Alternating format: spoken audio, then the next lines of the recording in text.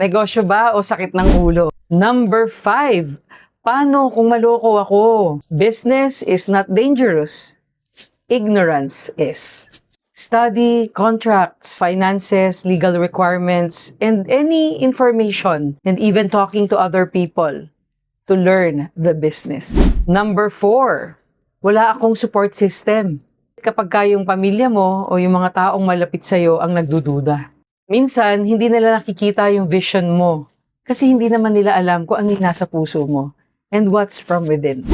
Number 3, business should not become your master. It should become a tool to create freedom. Build systems, not just hassle. Number 2, paano kung mawalan ako ng pera? Ang katotohanan, you can recover money. But opportunity and time are hard to recover. But time and opportunity are harder to recover. Calculate risks. Don't gamble.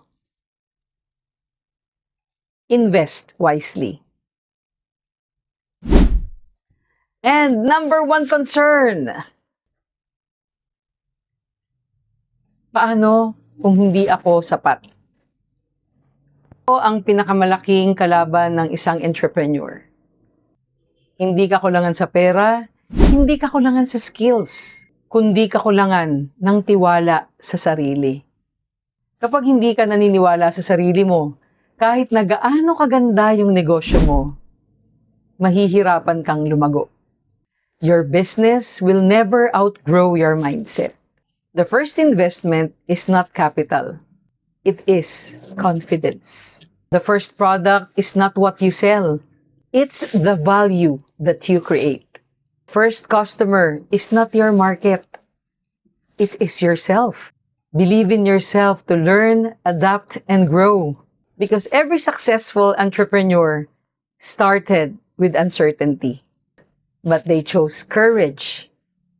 Anyway, but they chose courage. This is your Mama Girl.